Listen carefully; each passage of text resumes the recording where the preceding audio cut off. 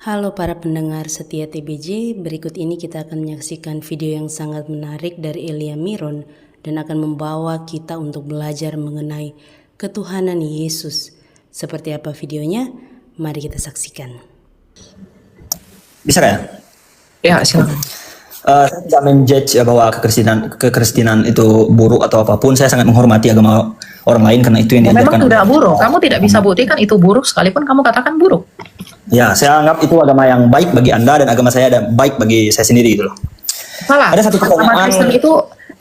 Kristen itu bukan baik. Kristen itu benar, bukan Ya, baik. benar menurut Anda gitu. Ya, Dan- menurut Yesus Kristus dan seluruh pengikutnya. Nah, ya. Jadi pertanyaannya gini. Jika Tuhan yang Esa tersebut, Tuhan yang Maha Kuasa, kenapa Tuhan tersebut harus menjelma jadi manusia sedangkan Dia Maha Kuasa? Dan kenapa pula Dia harus menebus semua dosa-dosa umatnya sedangkan Dia yang Maha Kuasa bisa menebusnya tanpa harus menjelma menjadi manusia gitu kan? Kalau dia maha kuasa, justru dia harusnya tidak boleh dihalangi kalau dia mau berinkarnasi jadi manusia. Justru bukti kemahakuasaannya ya dia mampu berinkarnasi. Kan argumentasi kamu itu kan argumentasi relativisme. Kan kamu membentuk asumsi dan premis kamu sendiri berdasarkan standar logika kamu. Maka saya pun punya hak yang sama. Kecuali kamu punya standar yang sah tentang kemahakuasaan itu apa.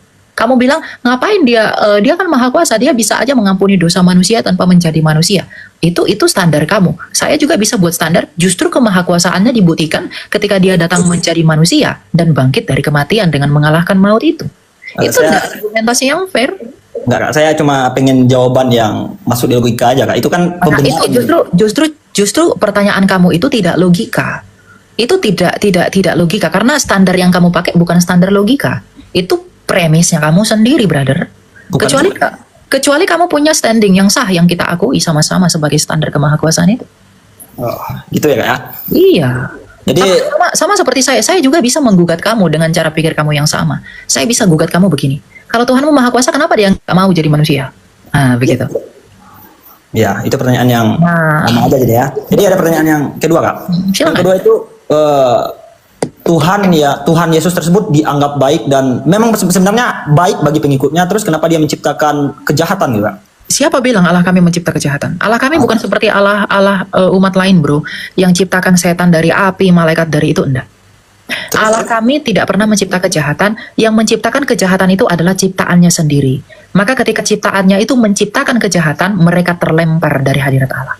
Makanya malaikat yang pertama, dalam hal ini malaikat ciptaan Tuhan yang diberi free will, yang memiliki kehendak bebas itu, dalam Yesaya 14, ketika mereka berdosa, malaikat itu punya keinginan untuk melawan Allah. Pada saat yang sama dia langsung terlempar dari hadirat Allah, karena tidak boleh ada dosa di dalam Allah itu.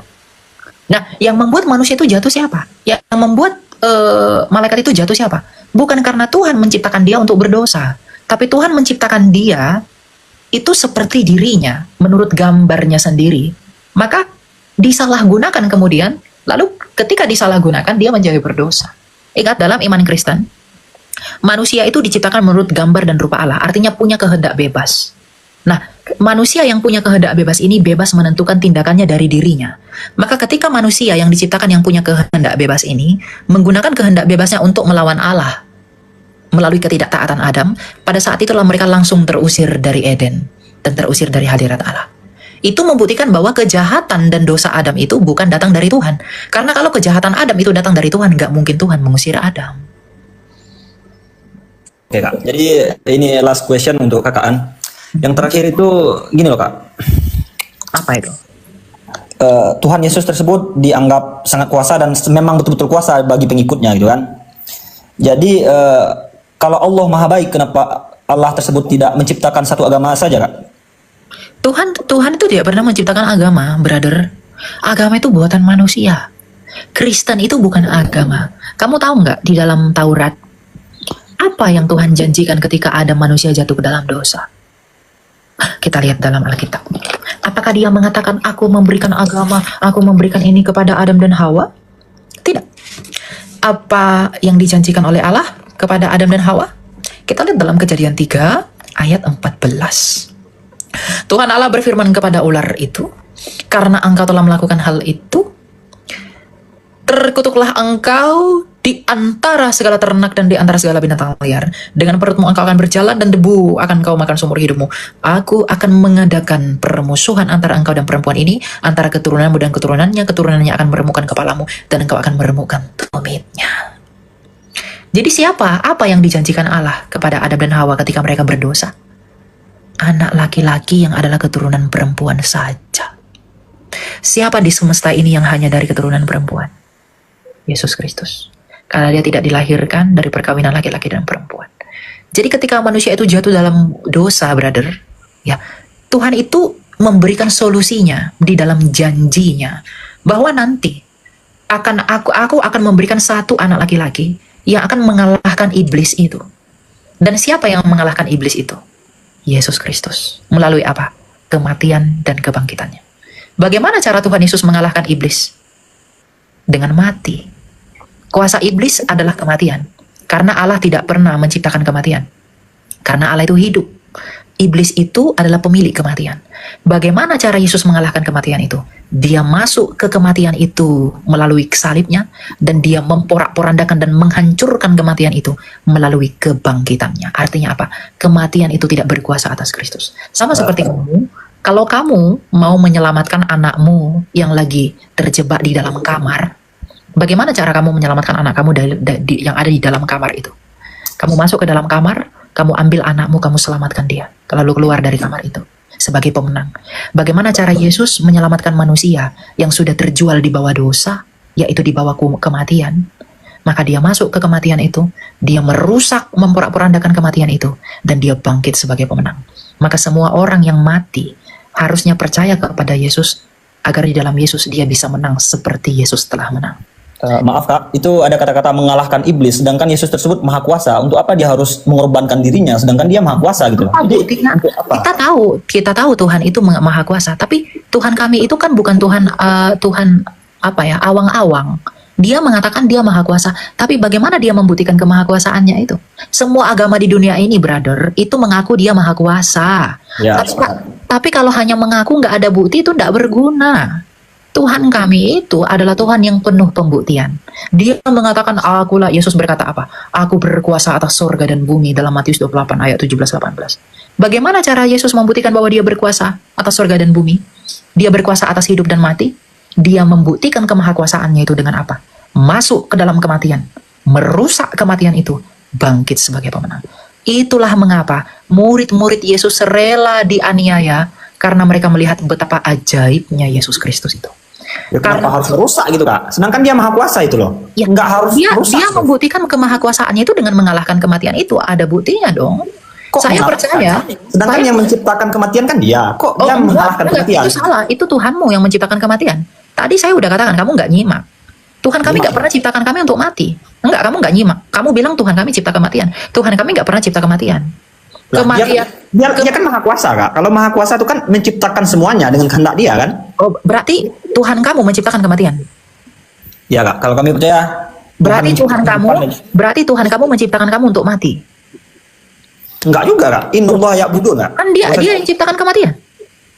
Iya memang betul. Karena dia maha kuasa. Kalau dia ciptakan kamu, kalau dia ciptakan kematian, berarti dia ciptakan kamu untuk mati. Iya. Ya berarti, ya itu Allah kamu, Allah kami enggak. Berarti Allahmu Allah kematian, Allah kami Allah yang hidup. Gini. Jika ini Allah kalian tidak menciptakan kematian, lantas yang menciptakan kematian tersebut siapa? Manusia itulah yang mendatangkan kematian pada dirinya. Tuhan berkata kepada Adam dan Hawa, Adam, ya Tuhan berkata begini, Adam, jangan makan buah itu ya. Kalau kamu makan buah itu, Adam, kamu akan mati. Nah, sekarang Adam makan buah itu, yang pengen mati Adam atau Tuhan? Ya, anggap saja Adam dulu kan. Ya, jangan anggap itu nggak ada dalam iman kami. Ya, dalam iman kami itu Kak, gini loh Kak. Nah, itu makanya makanya saya katakan gini. Iman kamu, standar iman kamu itu nggak boleh digunakan dalam iman kami. Kenapa? Kamu lahir 700 tahun setelah kami. Jadi implikasi teologimu itu nggak nyambung sama kami. Ya gimana mau nyambung Kak? Soalnya kami memang kan makanya begini, kamu harus bertanya bukan untuk membenturkan hermeneutika iman kamu ke kami. Nggak ada kami membenturkan. Nah, makanya bertanya tadi Kak, kan setiap perkara pasti ada penciptaannya kan. Kematian nggak mungkin dia berdiri sendiri tanpa ada yang menciptakan gitu aja loh Kak sebenarnya. Memang nggak ada yang menciptakan. Memang Kematian itu diciptakan, tapi bukan Allah yang menciptakan. Manusia itu yang menciptakan kematian itu. Oh, berarti di alam semesta tersebut ada yang diciptakan bukan dari Allah yang menciptakan ya, tercipta. Oke, berarti kalau kamu menyakiti orang, kamu berdosa, berarti Tuhanmu yang menciptakan dosamu. Iya Kak, kami itu kalau Oke. apa dulu Kak? Kami bertanya lah. Kalau enggak usah. Kalau memang Tuhan kamu sudah ciptakan dosa, ya itu iman kamu. Iman kami nggak begitu, ya. Jadi jangan kamu begini. Pertanyaan saya belum jawab loh Kak. Enggak. Saya mengatakan Tuhan kami itu tidak menciptakan kematian. Kalau Tuhan kamu menciptakan dosa, Tuhan kamu menciptakan kematian, ya itu urusan kamu. Itu bukan urusan saya. Tapi jangan gunakan standar kamu untuk menilai argumentasi saya. Kan saya menjelaskan apa yang kamu tanya, bukan untuk konfrontasi dengan iman saya. Bukan gitu loh Kak. Saya bertanya tadi. Sekarang dengarkan. Jadi ketika Tuhan kami tidak menciptakan kematian, itu berbeda dengan Tuhan kamu yang menciptakan kematian. Itu nanti urusan kamu lah. Jadi misalnya nanti ketika kamu dihakimi oleh Tuhan kamu akan ngomong, kenapa kamu berdosa, nama kamu siapa nih? Katakanlah namamu A gitu. Kenapa kamu berdosa A? Berarti kamu nggak perlu marah sama Tuhan. Kamu nggak perlu diadili. Karena kamu berdosa ya Tuhanmu sendiri yang buat kamu berdosa. Nah beda dengan kami. Gitu kan? Kalau dalam iman kami, dosa itu tidak pernah diciptakan Allah. Karena Allah itu tidak pernah sumber kejahatan, Allah itu adalah kasih. Makanya ketika manusia itu menjadi berdosa, dia menjadi jahat, maka dia memberikan Yesus Kristus untuk menjadikan kami baru di dalam dia yang tak berdosa. Itu iman.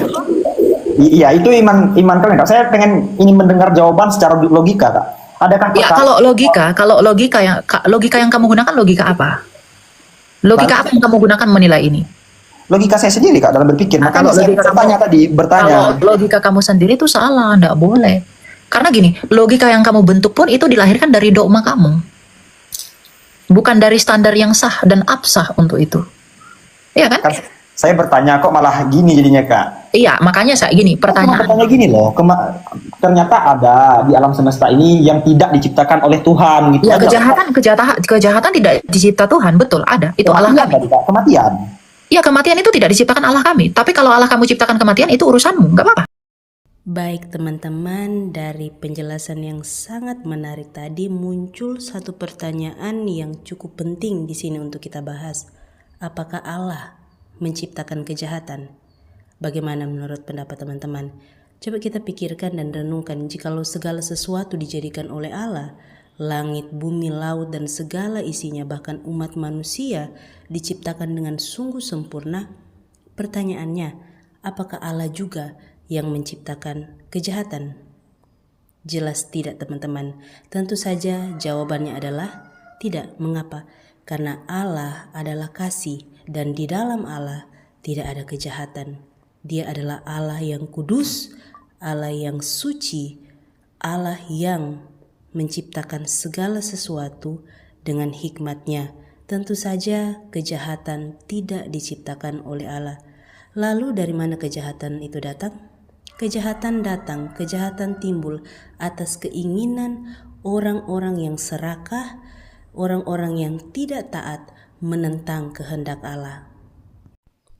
Teman-teman dapat membaca dalam kitab Kejadian 3 di mana menceritakan tentang kejatuhan manusia ke dalam dosa, dan saat itulah kejahatan itu muncul karena keinginan hati manusia, yaitu ketidaktaatan terhadap perintah Allah.